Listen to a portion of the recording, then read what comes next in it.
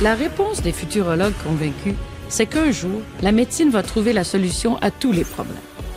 On peut toujours rêver. Décongeler des tissus humains et réparer tous les dégâts, ça serait déjà un travail colossal. Alors imaginez redonner la vie. Et de toute façon, qui va le faire? Avec quel argent? Et surtout, pourquoi?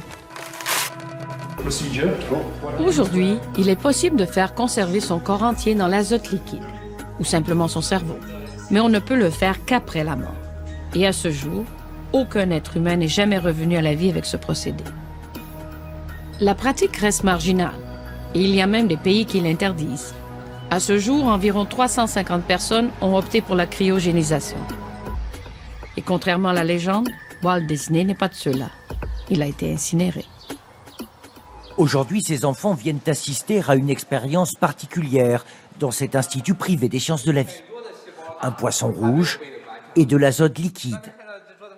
Et un directeur qui joue lui-même les apprentis sorciers. La température est très basse. Elle est à moins 196 degrés. Allez, on commence. Le poisson rouge est plongé 10 secondes dans le froid.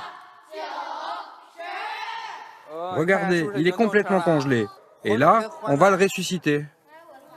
Et quelques secondes plus tard, le poisson mort est à nouveau comme un poisson dans l'eau. La cryogénisation expliquée aux enfants. Ici, depuis 2015, la méthode est appliquée aux humains. Voici l'antichambre de l'immortalité. C'est ici où nous conservons tous les corps. Il y en a 12. Dans ces cuves, des corps qui attendent d'être ressuscités. Chaque corps est numéroté.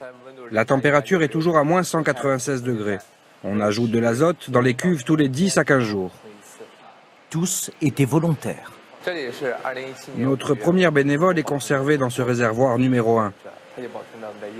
L'opération s'est faite en mai 2017. C'est elle, Jan Wenlien. À 49 ans, sur son lit d'hôpital, souffrant d'un cancer incurable, elle se porte volontaire pour être cryogénisée, avec l'espoir qu'un remède soit trouvé dans le futur. Tout doit aller très vite. Dès sa mort clinique, il faut la maintenir en vie artificiellement. Cette première a duré plus de 12 heures, ici. Wen Yuson, chirurgien, a dirigé lui-même l'opération. On a dû remplacer le sang par un liquide antigel. Cela a pris plus de 6 heures. Puis, il a fallu faire descendre la température du corps. Avant de transférer le corps dans un réservoir pour la conservation.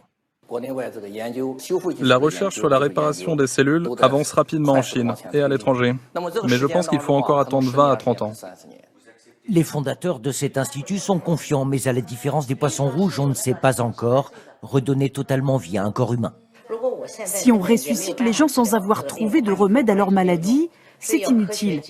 Il faut attendre l'avancée de la science et la possibilité dans le futur de soigner les gens. Tous les deux, Chen Baijun et sa femme sont évidemment volontaires.